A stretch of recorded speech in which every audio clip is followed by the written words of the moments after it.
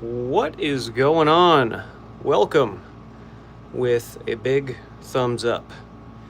It is Labor Day 2025.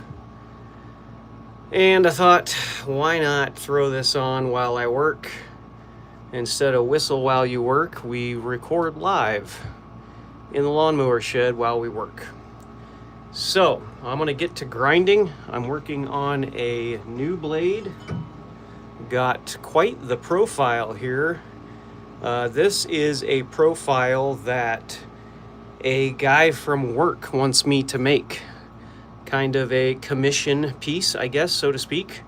What's up, Little River? How are you, Jeff? Thanks for popping in and saying hey.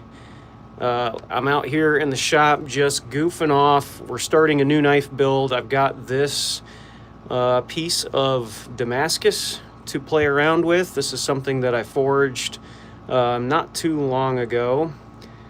Putting that house-made grinder to work. You know it, dog. Putting it to work, and work it does. I'm telling you what, this grinder is the tits, as the kids say. Maybe they don't say that anymore, but that's what I say. It is definitely the tits, no doubt. I got the small wheel attachment hooked up currently, and that is to get up into these little grooves here, and yeah, we're gonna get after it. I got a slip joint in the temper, and I'm eating some taquitos. Nice, my dude. Nothing like a little forging and some taquitos to keep the day a moving, my friend. Heck yeah, let's go. So anyway, that's what we'd be doing. We'd be working on turning this piece of metal into this piece of paper, at least the shape and size and whatnot. So I've got plenty of steel to work with here, and should turn out pretty cool. This piece of Damascus is a probably in between 10 to 20 layers. In fact, it is half of a billet that I was going to make, and I was going to turn it into a cool knife, which was this knife, and the billet split in two on me during forging it. So I carved away this section, and this is what was left. So I made a knife out of what was left over.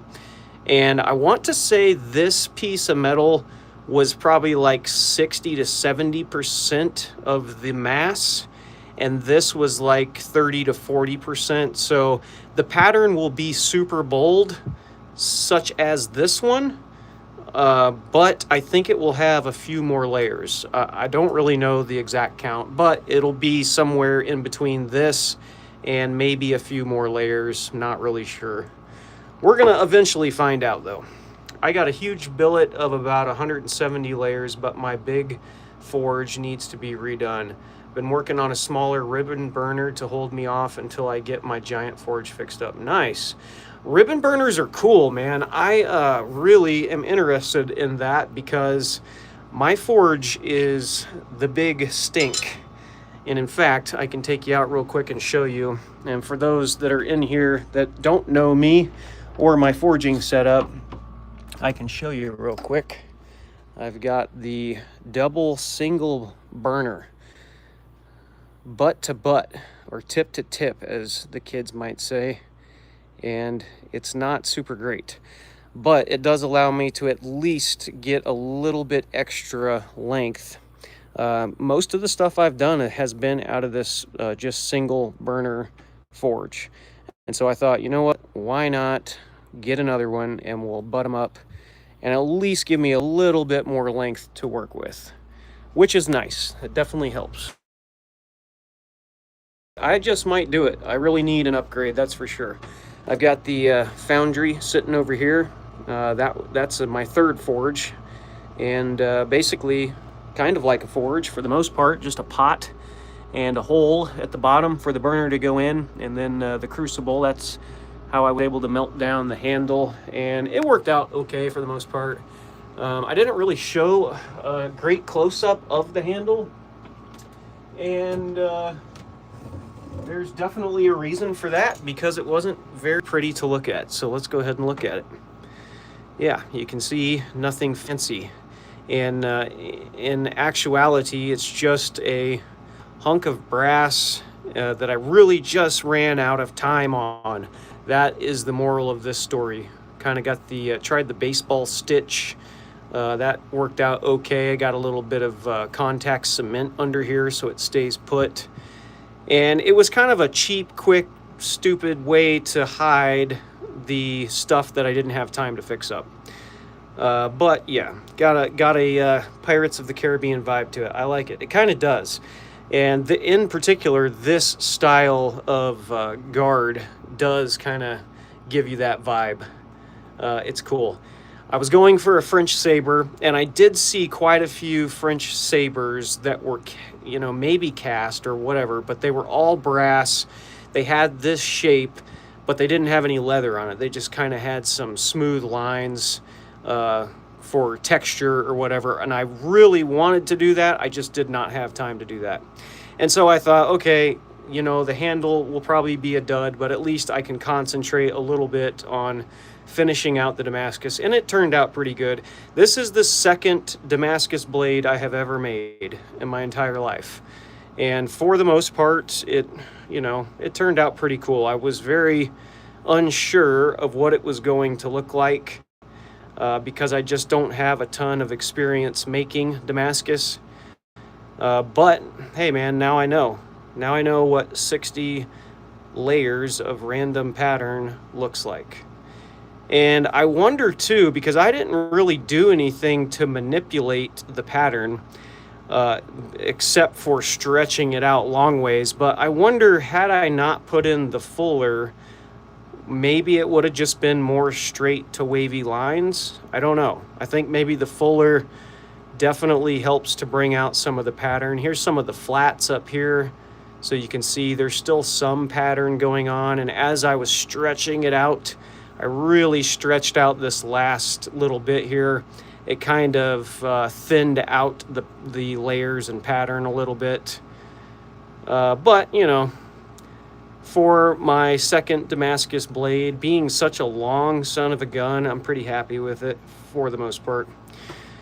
Anywho, what else you got? Layer per square inch is a big deal. Yeah, for sure. The more metal you got in a blade, probably the more layers you need to put into it, for sure. That makes total sense.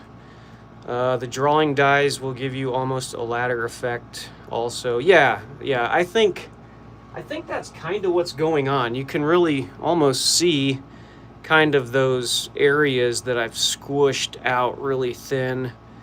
At least in some of it. I wouldn't necessarily say this is a ladder pattern, but you can see where I definitely squished with the drawing dies. You get some of those patterns in there.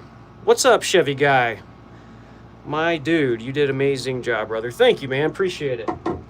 Yeah, it was a lot of fun. That build was great. It pushed my comfort level to the maximum, and I'm glad I got through it, and I'm ready to do something else. So this is what we're going to be doing today. We're going to be working on kind of profiling this hunk of metal out.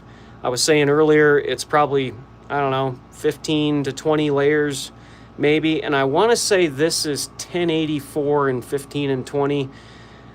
So I guess we'll see when we get there, but I thought I would throw on the live stream, let it roll, and see what kind of progress we can make. So appreciate you guys hanging out. I'm gonna get to grinding some of this, and yeah, let me know what you guys think. I'll stop and say hey periodically, and we'll see where we can get.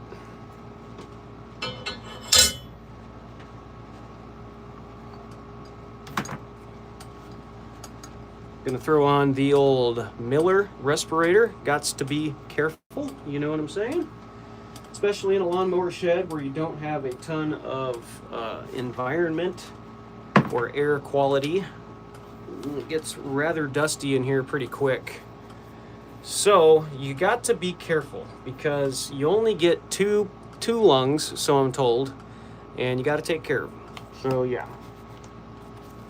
We're gonna suit up and go into battle, baby. Let's do it.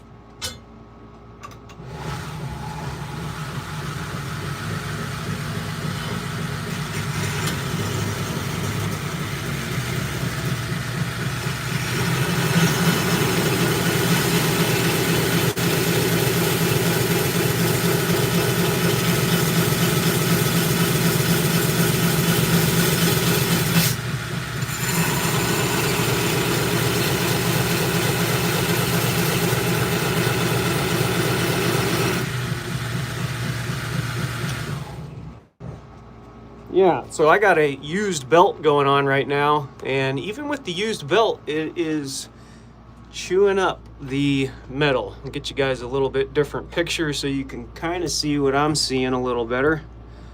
Hopefully that'll help some. But yeah, even the used belts still have some muscle to them.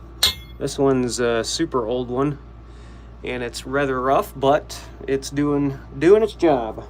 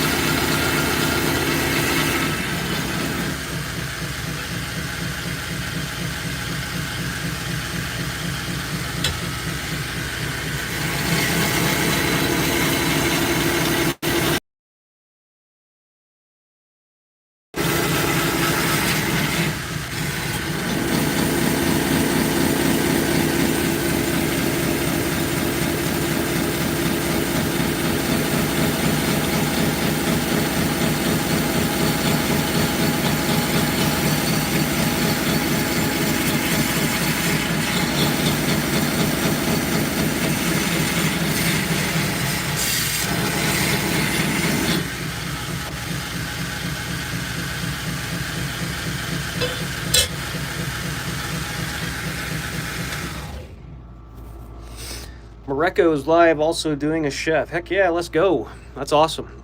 Yeah, so just taking off a little bit off this backside, I am starting to wonder what this grip is going to be like.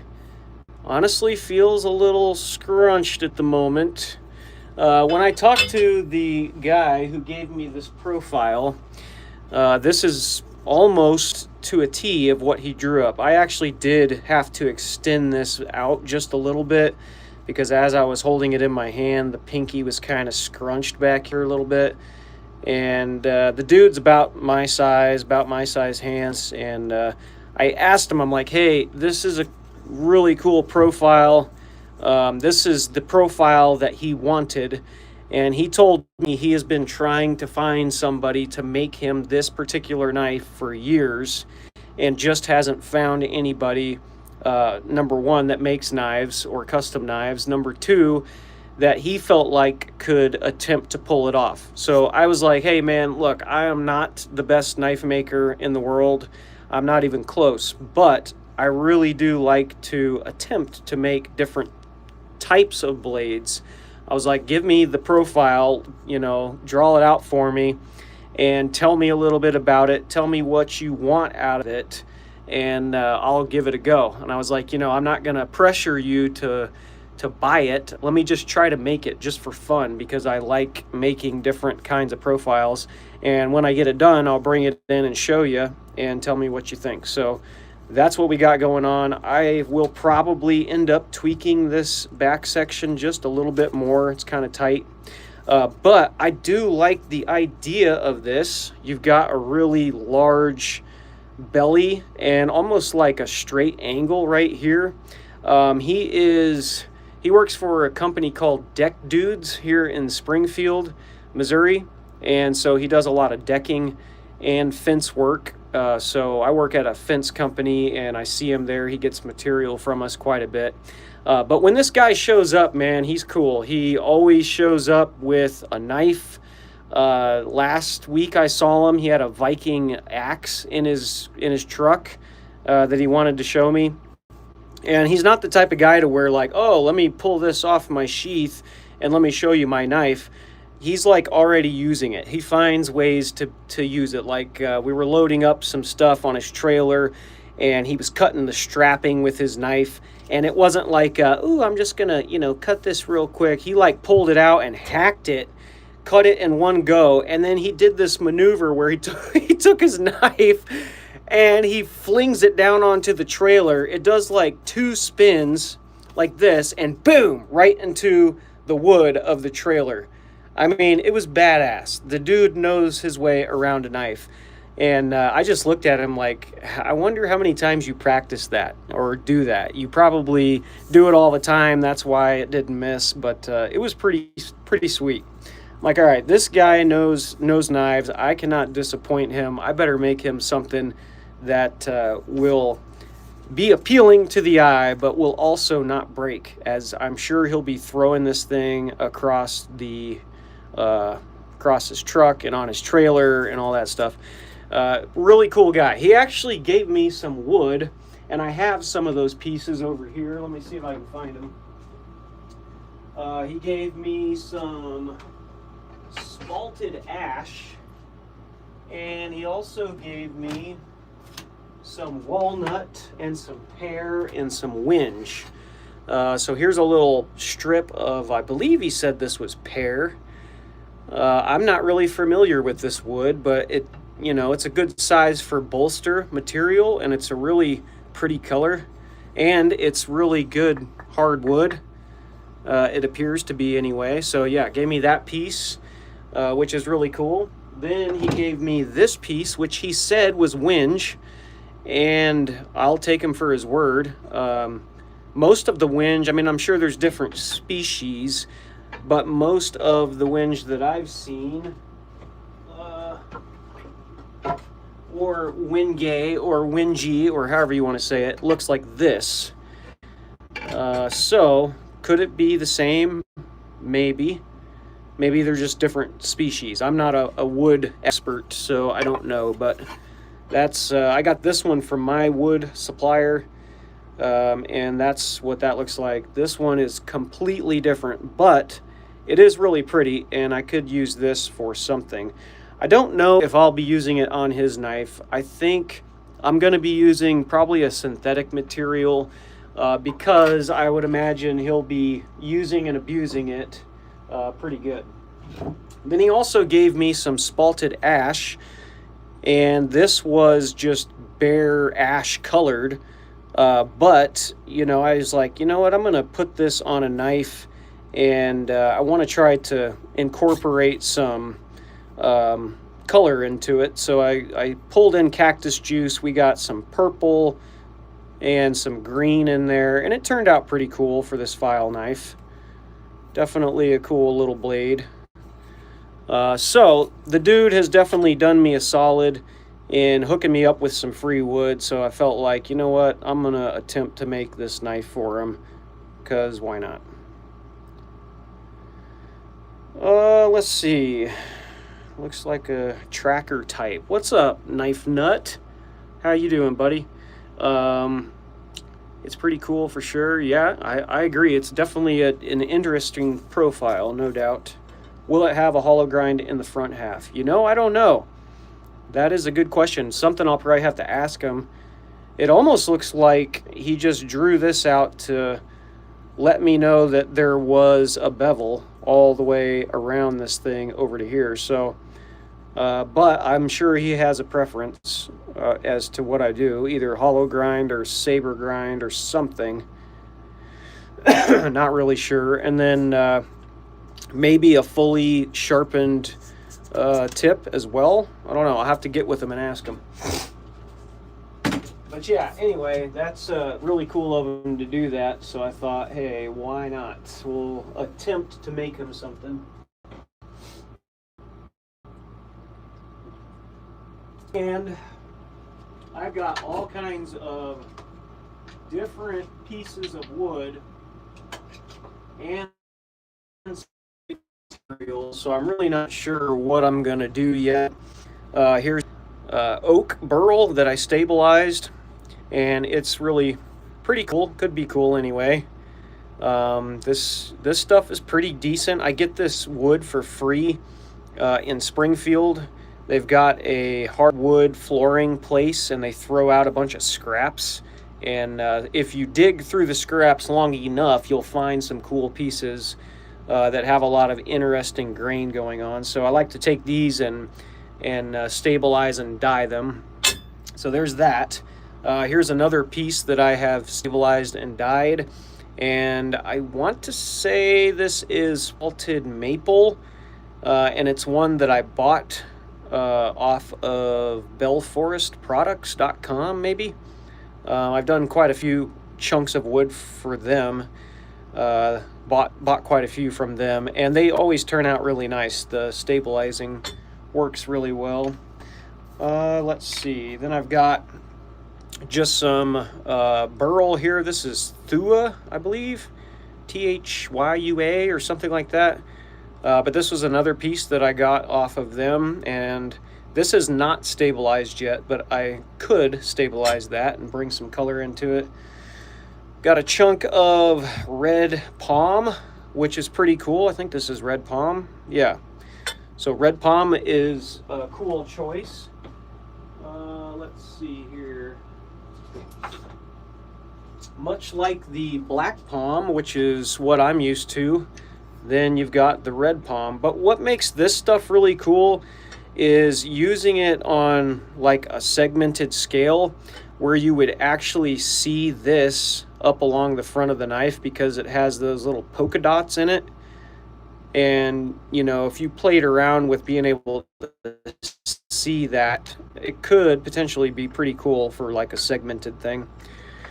But anyway, those are some of the woods, and that might be a viable option if they're stabilized. And if I don't go that route, I'll probably do something like this, where I got just a jute micarta. This is Admiral Blue, and I think this could be really cool. Plus, this material is pretty much indestructible. So, you know, I'll have to figure out a way to try to fit a rectangle onto the handle. I think it could be done probably, but we'd have to get a little crafty with that. And in the drawing, he even went as far as to give me like a top-down view, and he had it really precise of what he wanted the handle to look like. So that's kind of what we're doing here, is having a relief right in here, and then some file work on the top to be able to hold your thumb up there and get a good grip, I guess, for some hacking and chopping and whatnot. So anyway, I've been wanting to use this stuff. I haven't used it yet, but I really dig it. It looks cool, and I could try to figure out a way to incorporate this into this knife. That might be pretty cool.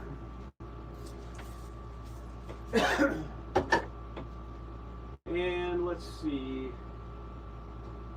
Outside of that, I've got other pieces here. I really do have quite the collection of handle material at the moment to choose from. Got some Richlite slabs here, and could use these for, you know, little pieces of handles. Got them in different colors. Lots in that color, a little brown. Got some G10 Day Glow. That could be cool, maybe. And this is spalted and dyed Jatoba, maybe? I can't quite remember. I think this is Jatoba. I just had a guy call me about some palm I used coming apart. Definitely stabilize it and use liners. Nice, yeah. So even just looking at it, it looks super brittle. You can just tell that it's a cool looking wood, but if you get up close and see, there's lots of voids in it, and these little dark lines are kind of stringy almost. So yeah, I totally get what you're saying. And this place I got it from, they used wax to coat the ends prior to shipping it so that it didn't I don't know, didn't split maybe or something. But definitely want to try to stabilize this stuff if I was to use this for sure. And Rich Light is the biz. Yeah, I've seen a lot of blades done with it, and really liked the way it looked. And yeah, I thought, you know what, I'm gonna get some and try it out. It splits like coconut husk. Okay, yeah, that makes sense. So anyway, yeah, so we could do some sort of wood. Here's a piece of the stabilized oak burl that I did. This is something that I colored and stabilized, and it turns out pretty cool. You know, it's not the most interesting type of wood, but it was free, minus drawing cactus juice and stuff into it. This piece I did not do. This is one that I bought on Etsy, I believe. But that's a cool combination of epoxy and wood, and just really cool piece of wood. I'm not sure what it is, some sort of burl. But this one is probably one of my favorites. It's just a really cool combo. It's like a green river running through the wood. It's just really interesting. Kind of a half and half on the back. But something like that would be cool too. I just don't have a lot of this sort of thing. If you go on Etsy right now and search knife handle material, you're going to find all kinds of cool stuff. And you'll find really expensive, extravagant stuff, kind of like this. I think I paid like 50 or 60 bucks maybe for this. But you can also find cheaper ones for like 20 bucks, but they are definitely cheaper quality. You know, you get what you pay for, especially on Etsy. If somebody's charging a lot of money on Etsy, chances are good it's going to be good quality. And if somebody is charging a little bit less, then, you know, the quality will be decent, but it's not going to be supreme.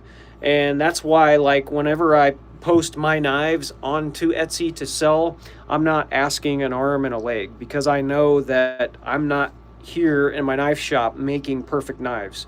All of my knives have some little flaw in them, and I don't think I could ever make a perfect knife. So I don't price them unreasonably. At least I don't think so. You know, 175 bucks for a knife is pretty reasonable.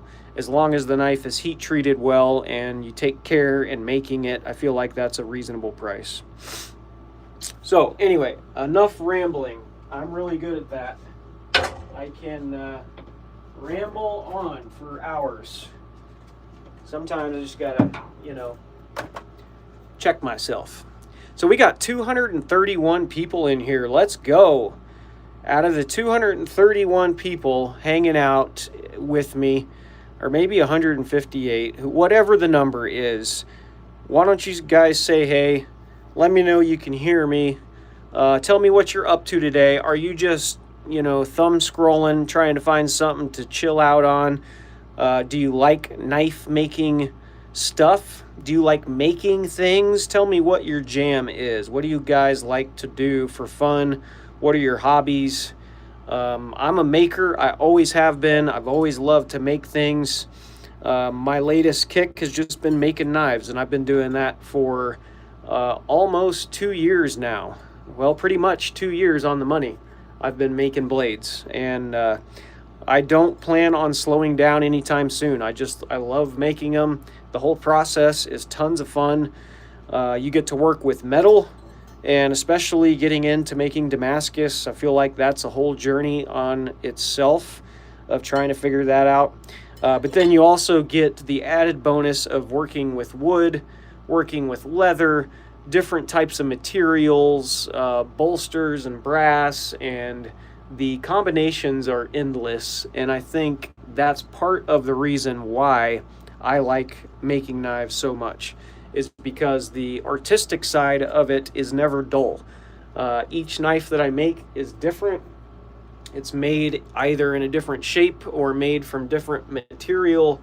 And, you know, when you start over a new knife project, you're just back to square one, and you get new, fresh ideas, and it's just a lot of fun.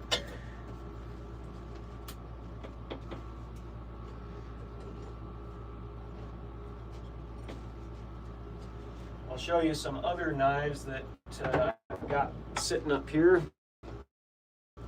Got the classic railroad spike knife. This is like a longer, back when I first was goofing off with forging and trying to figure out how to forge. A little dark spot there. What's that? Just some dust. Aha! Anyway, have anything to do and wanted to go out there and bang out a railroad spike knife, it would still be lots of fun. It really would. I'm a schizophrenic knife maker. Great combination. Nice, yeah. Yeah, for sure, man. It's good, you know, because it's like you got, I understand the schizophrenia thing, man. You got multiple people in your head, which I feel like I do too, telling me, oh, I got a good idea. Okay, let's hear you out, buddy. Well, what if we used this material and this material? Let's see what they would look like. I get that, man. I dig it. And that's part of the fun of it, is trying new things. Here's another one I made quite a while ago. It is a Tonto, and I got it in a scabbard. This is made out of a metal file, and it's just been sitting in here not doing anything. It's actually got some, probably some schmutz, I believe is what you call that technical term, a little bit of schmutz on the blade. I think that's from the wood glue when I glued these pieces up and stuck it in here, and then I was like, oh, okay, cool, blade done, on to the next one, and I set it down, and yeah, now it's collecting a little bit of schmutz on the edge. But this one was a lot of fun. Just a metal file with a Tonto style tip and a really good fun cutter. And it's a cool piece, you know, because you put it back in its home and it doesn't look like a knife. It just looks like a piece of wood. And that's kind of cool. Let's see. I am a documented Florida man that makes kitchen knives. Yes, absolutely. That does count. Didn't you move to Texas? Is that what you said you were at? You went to Texas? Because weren't you in, you were kind of in between like Tallahassee and Jacksonville, sorta, weren't you? Can't remember the exact town, but I'm from Jacksonville. I pretty much spent, I don't know, a lot of my childhood in Jacksonville, and I was born in Bartow, which is close to Tampa, so I got a lot of Florida in me as well. Yes, but I'm in the process of moving back. Okay, Texas is whack, he said.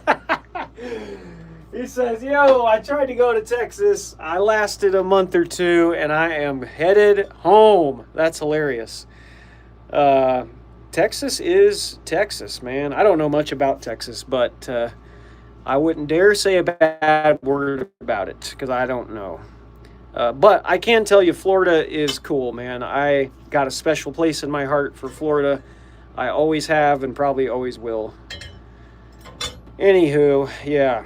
Well, that's cool. You're moving back. Are you moving back to the same house? Too much concrete for me. Nice. Yeah, I hear you, man. I hear you. All right, enough rambling. Let's keep going with this for a minute. If you're one of the people in here, say hey. I'm looking at the screen as I'm working as well, so I would love to say hey to you. Tell me what you're doing in here. If you're just chilling, maybe you're in your socks on the couch eating Doritos or Twinkies, or maybe you're at your computer paying the mortgage and watching. Who knows? Could be a combination of a lot of things. Tell me what you're up to.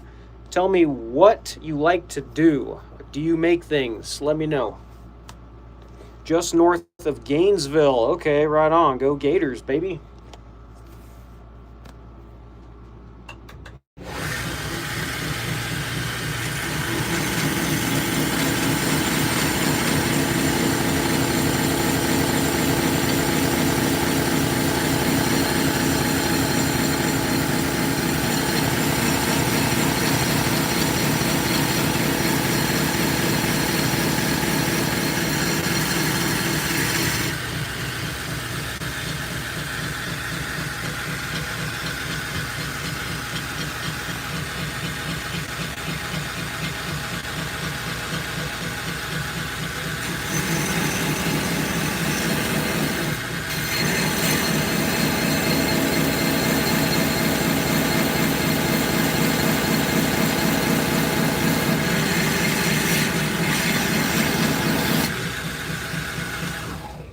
Hey, you know what I forgot to say too? I've got Go Gators. That's right.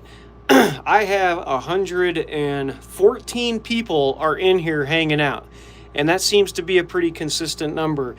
Let me just say thank you for hanging out with me. I really appreciate it. If you are not subscribed to my channel, do that. What is the harm in hitting the subscribe button? That would just absolutely tickle me to death if you guys subscribed. I'm actually trying to build the subscriber base on my YouTube channel. And it is really difficult to get subscribers. Look, 50 people just left. They're like, no, dude, I'm out. I'm not subscribing. We got 118 people in here now. Half of them were like, dude, I'm out. Which is okay. It's all right. I won't beg for your subscription, but if you're in here and you enjoy watching, knives get built or whatever else, maybe you don't care, but it would be really cool if you guys hit the subscribe button, and that would help me out a ton. I'm trying to get that number up. I've been doing this for what is it now? 2 years I've been making YouTube videos, and I have just barely cracked 2,000 subscribers. So it's a really slow process, and I try my best to put out a combination of educational videos about knife making and entertaining videos about knife making. I try to do a good mix of both. It's really hard to tell what people want. I really feel like in terms of knife making, a lot of the videos that do well are the ones that the people don't do a whole lot of talking or explaining. They just make the knives and they do time lapse, and that's cool and all, and I wouldn't mind doing some of those, but I do like to share what I'm doing as well. It's how I learned how to make knives, is by watching other YouTube people explain things, and I've always just enjoyed that part anyway. You deserve more subs and views. You put in a lot of effort. I do, man. I do try to put in effort. And the one thing that's probably hurting me the most is that I'm just not consistent. And you always hear people talk about trying to be consistent. I have a full-time job and lots of other stuff going on. Got 3 kids and a wife, and I'm just not able to get out here and produce a knife in 1 week like some people are. I wish that I could. I wish I could spend my time out here and work on 1 knife per week and do a video. That would be awesome, but I just don't have the time to do that. So my videos are typically every 2 to 3 weeks. I try to put out a knife build or some variation of a knife build. I don't always have success every 2 weeks, but I try. So anyway, let me know if you're in here. If you wouldn't mind subscribing, that'd be awesome. Like the video, leave a comment. More importantly, just say hey in the comments. That would be awesome. Let's get back to it.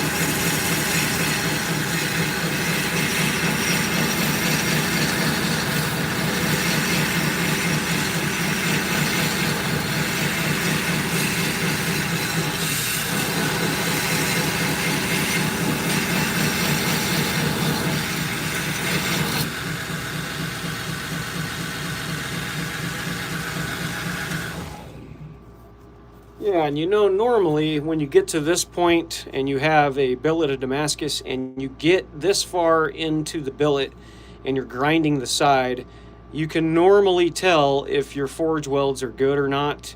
If they're not, you're going to see some cracks, in between the layers. I'm not really seeing any in this one, so far so good. Now we do have some cracks. It's really hard to focus on the live. You can't really get it up close and adjust the focus. It just won't do it. I don't know why. YouTube, if you're listening, fix that, would you? Anyway, hopefully you can somewhat see it. There's a few cracks towards the outside of the billet. There's probably a bunch up here on the spine, because this is one that I welded all the way around the entire billet for a 0 atmosphere forge weld. And I did that so that we would have successful forge welds, but with that we're going to have a lot of mild steel welding wire, and we'll probably have some seams towards the ends of the billet and on the sides of the billet. So anyway, we'll have to just keep going to make sure we get any of those seams out. This part looks really good. Up here you can kind of see some of the seams where we're closer to the edges of the billet, so I'll have to continue to grind that out some. But we're essentially hogging all of this material off until we can't see this white Sharpie mark anymore. So it's actually going to be quite a bit smaller, and I'm hoping that we'll have, you know, enough space to get rid of any cracks that we find.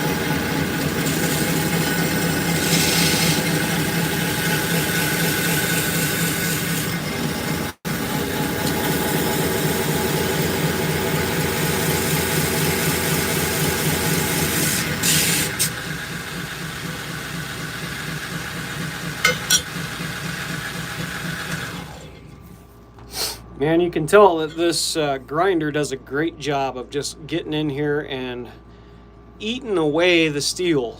It really does a great job, which I'll give a shout out to the sponsor of my channel, which is Housemade. If you're not familiar with these people, this company, his name's Brian House, and he makes these grinders. And he makes the grinders ahead of time, so he'll fabricate all of the parts to the grinder, and then you buy the parts and he sends them to your house. You weld the whole machine up and basically build the machine. And it's a really cool way to do it because, number one, it saves you some money by fabricating it yourself. And number two, you don't have to sit here and try to cut the plate steel out to the right size or the square tube out to the right size. It's all done for you ahead of time. So you're pretty much just sticking the parts together, welding them up, and it makes the, the installation of this build super easy. And this grinder is awesome. It really is. It is a big step up for me.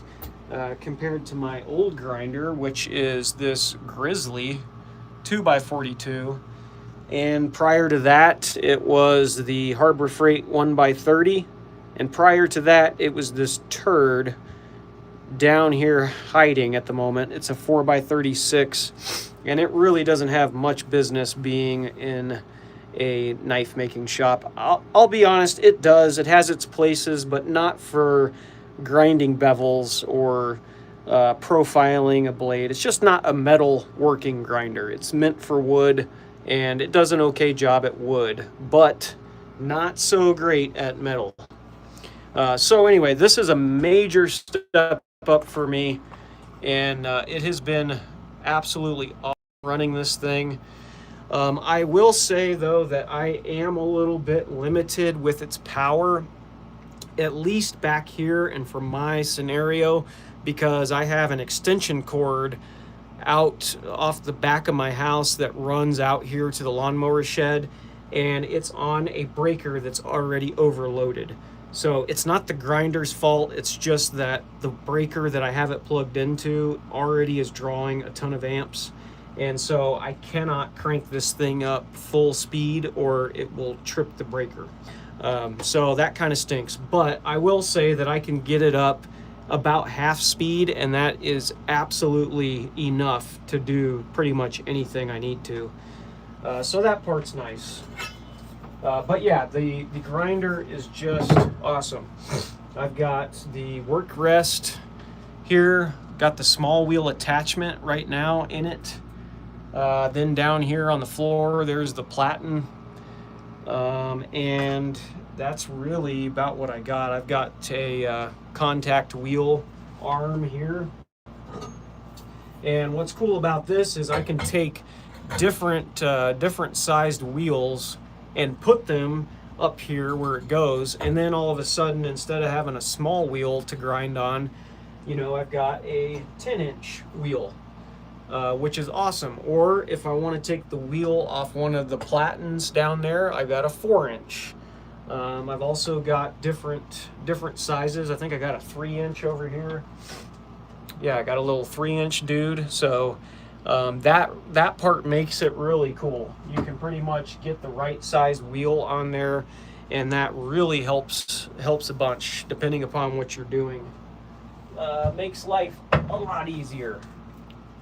But yeah, the grinder is the business.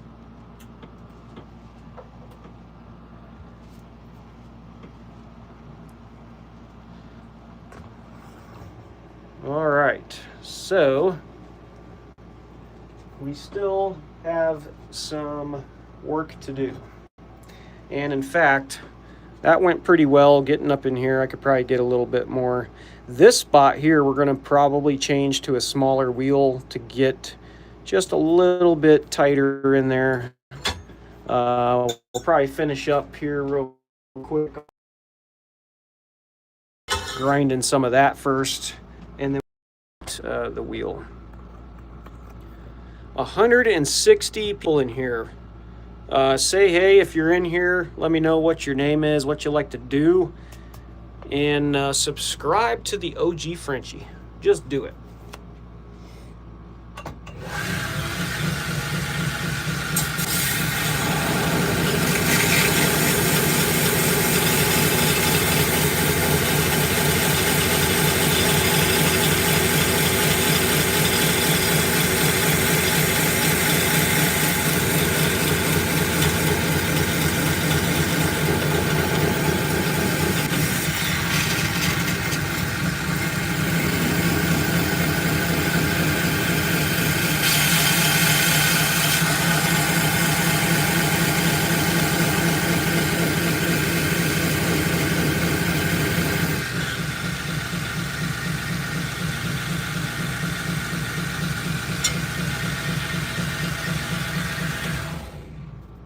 Yeah, this belt grinder really does make short work of this steel, and it's pretty decently thick. You know, that's probably 1/4-inch material somewhere in there. It might be a little thinner down here, but to hog that material off like that is pretty awesome to do it in such a short amount of time.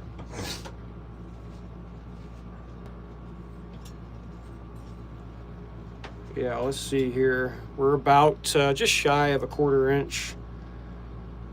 215, 158, what? 170 up here.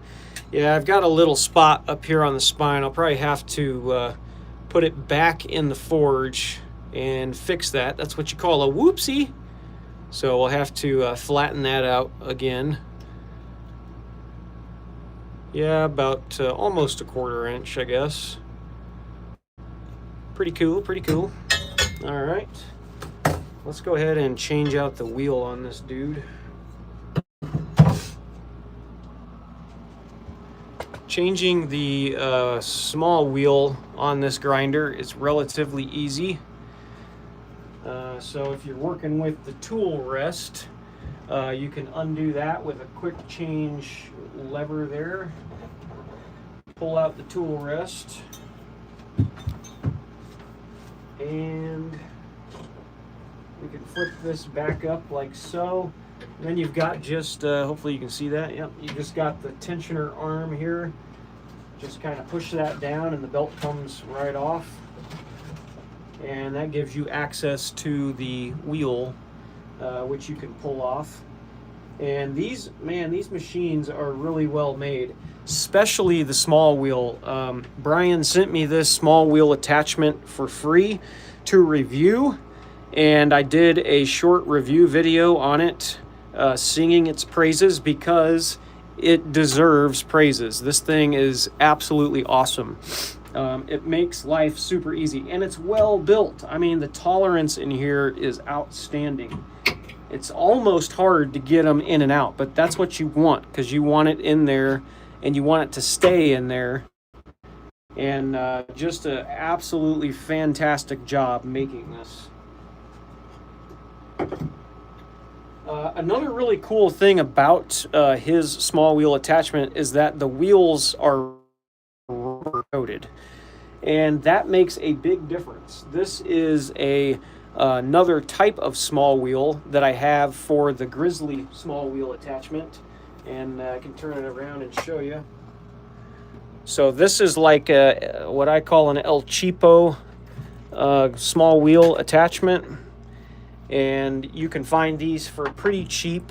You have to do a little bit of modifying if you want to run it in a Grizzly, but the wheels are metal, and I mean, I guess it has some advantages, but the rubber is where it's at. It gives you a much smoother grind, and it keeps the heat out of the material much better. Allah Ek Hai. What's up, my dude? Thanks for saying hey. Really appreciate it. He's got his country flag, a couple of muscles, and some thumbs up. My dude, thanks for saying hey, man. Appreciate it. And so anyway, yeah, got this kind of a small wheel, and it works pretty good, but it just doesn't compare to the house-made. It really doesn't. I love the house-made small wheel attachment. It is super cool. Yeah, this whole thing is quite an investment, though. So if you are new to making knives, let's say you just started making knives, you're getting into it, and maybe you've made a dozen or so, and you're like, okay, I want to keep doing this hobby because it's fun.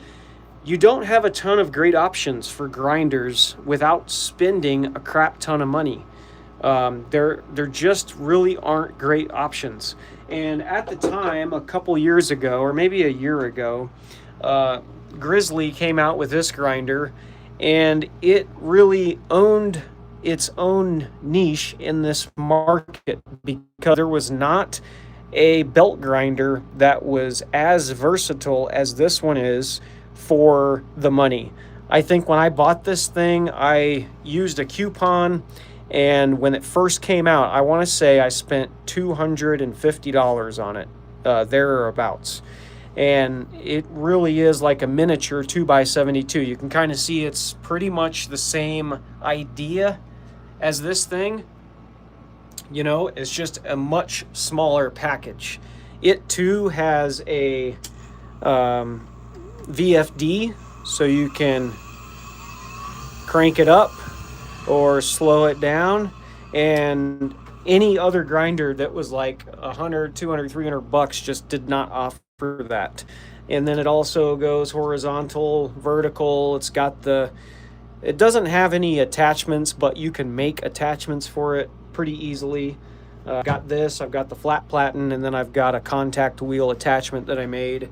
So there's just, you know, it was a really good grinder at the time, but unfortunately, a lot of people had issues with the motor and overheating, and I think it's some combination of things trying to work together that caused that.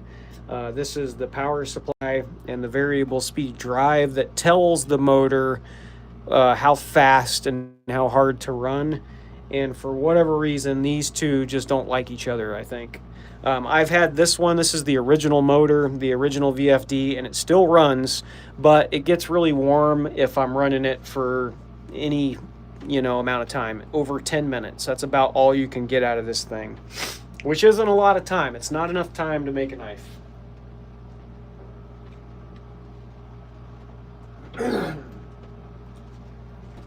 So, anyway, enough about that. Let's throw this correct wheel back on here.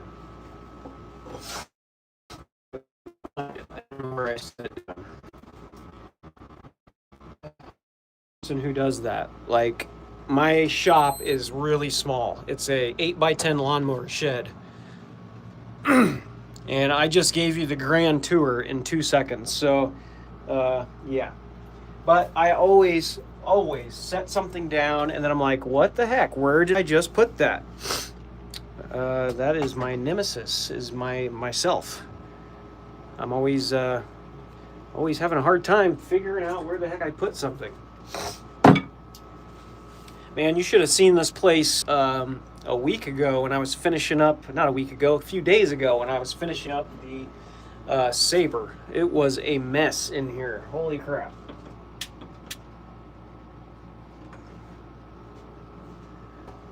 All right, so found the right size wheel that we want.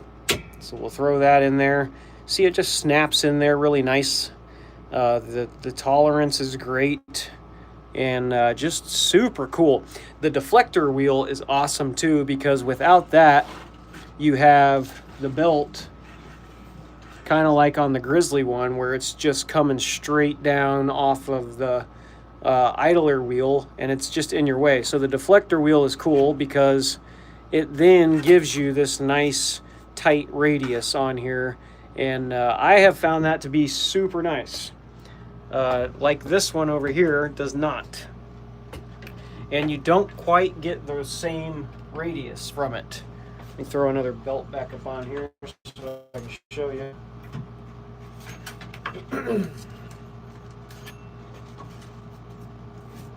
Yeah, so you get all of this belt that should be running more flat. It just doesn't. It kind of comes down at an angle, and it limits you as to what kind of grind you can get. And that's part of the reason why I absolutely love this thing.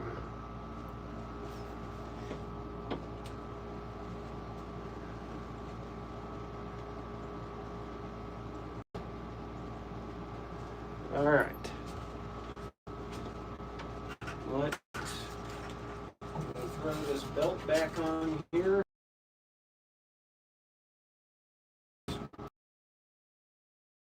And give this a little test. Yeah, don't even really have to mess with the settings much. Looks like we're pretty good there. We'll throw it back sideways, and we'll put the table back on.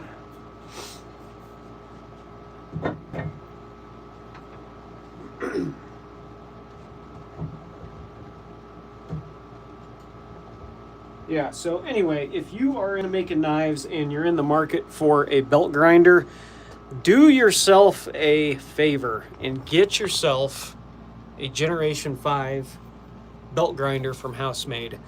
I would absolutely buy this thing again, 100%. It has been a game changer for me, not only in the time it takes to grind things, but just in the versatility of this thing. It is outstanding, and it's a third of the price of other similar quality machines. And another cool part about this is when you build it yourself, you know how it works, which is awesome. You know, I built this thing. I didn't cut and fabricate all the parts. Brian and his team did that for me, but having to build this thing on my own, I now understand what each part does, and that's a huge advantage if I want to continue working on it or adding to it or making some sort of a modification. That's a huge benefit. So let's find another good spot here and we'll get back up in this little area. If you're in here, say hey, tell me what you're up to, and hit that subscribe button. Just do it, my friend.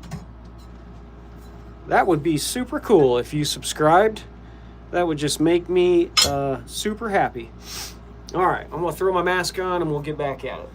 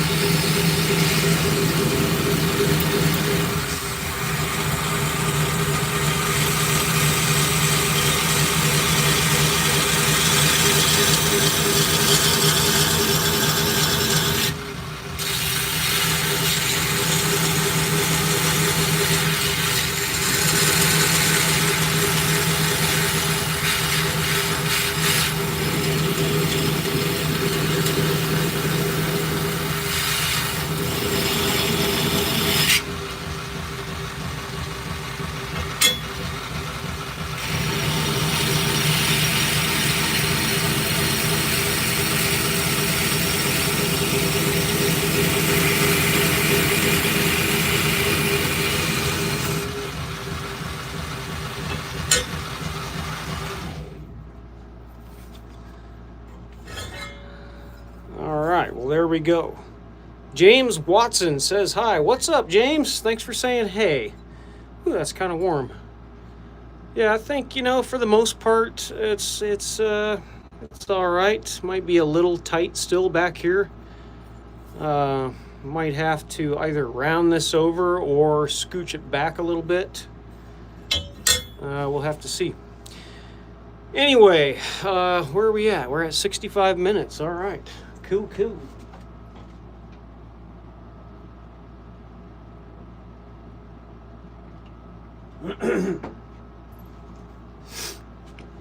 Yeah, I'm also making a build video of this blade. So I'm, recording clips of working on it, and I'm hoping to have another build video out here soon of working on this thing. Just thought I would get on the live for a little bit while I'm working on it so I could say hey to some of my friends, and I got to do that, which is awesome. If you're in here, let me know what you think in the comments about this profile. I think it's pretty cool. I definitely think it will be an interesting knife. That's for sure. It's not really one that I've seen before. And I do like interesting knives, no doubt. This one should be pretty good for kind of a little miniature chopper and a cutter. Get this part a little, more flattened out up here, and it should make for a nice slicer as well. Anyway, all right, so 65 minutes in, I am probably going to end up here. If you're still in here, I really appreciate you guys hanging out and watching me goof around with this knife. Don't forget to like the video, go subscribe, do me an awesome favor if you were hanging out in here and enjoyed even a second of it. That is a free way that you can help me out just by hitting the subscribe button. And then you don't ever have to come back and watch me again if you don't want to. But it would really help me out, get my subscriber count up a little higher. And I try to make, decent videos about making knives. I try to be entertaining and educational, and try to balance those two as best I can. But it would really help out if you guys subscribed. That way YouTube would push out my videos a little bit more to more people. It's kind of a smaller niche anyway, knife making, I feel like. People do watch it, and there are knife freaks out there like myself, and like Jeff, and like Schizo Knife Nut, and maybe Allah, and maybe James Watson. You never know. We might all be knife freaks. But for the majority of people, I don't think... it's really hard for someone to be as pumped up about making knives as me. Let's put it that way. So it's kind of a small niche to begin with, but it would certainly help me out. I really appreciate you guys hanging out, and we'll have to do the live stream again here soon. Be on the lookout for this blade. You'll be seeing this thing complete here shortly, within the next week or so, maybe 2. I would like to put out the first part of this video. And again, we're looking for the pattern because I'm not sure how many layers of steel this is. I said it in the beginning of this live stream that it's a guess. I would have to guess it's probably going to be somewhere in 15 to 20 layers, which is a pretty bold pattern. And this is the other knife that I made from the same steel. This used to be one billet, and I goofed up on the forge weld and it split into 2. And so I took the smaller one and made this blade out of it. This is actually my first Damascus blade that I ever made. It is hand forged, and it is not the coolest knife ever. But for my first one, it's a start. So yeah, this thing was a lot of fun, but it's got a really cool, bold pattern to it. And so I'm expecting this one to be, at least similar. It might be a few more layers. I don't really know. SK Forge says, blade reminds me of a large Will Shelter Tenderfoot. Okay, I like that. I think I recognize that name, Will. Isn't that the other guy, the friend of Alex Steele, maybe? He does some cool stuff. I don't watch him as much as I should, but he's a really good blade maker as well. He makes some wicked cool stuff, and he seems like a cool kid, Both him and Alex Steele seem pretty cool. But yeah, definitely a cool profile. Not one that I would come up with on my own. So I'm glad somebody gave me this profile and said, here, make this, because this is not something that would come from my brain. But definitely cool, and now that I can get my hand on it, I could see how this thing might be fun to cut some stuff.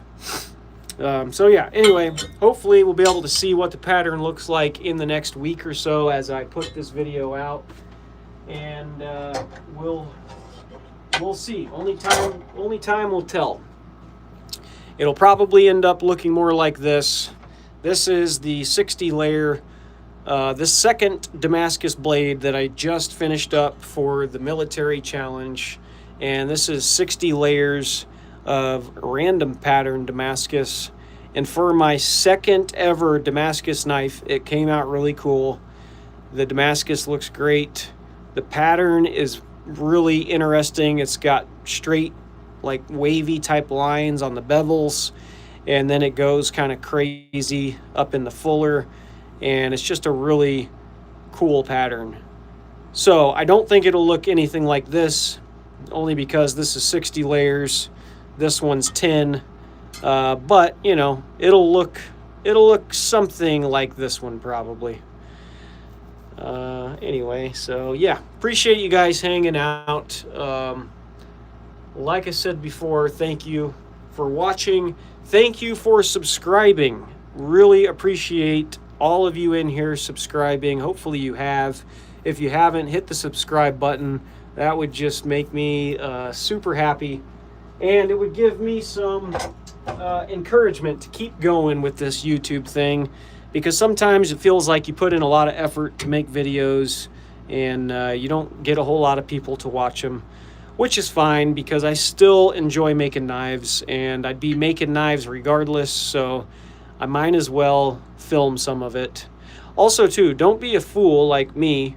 You can see all these scratches up here. I spent forever hand sanding this, and I was like, you know, hey, this is awesome. I'm gonna, oh yeah, I forgot I got a package of belts, fresh belts I need to open, and I went to open the plastic off this and just scratched it all to heck.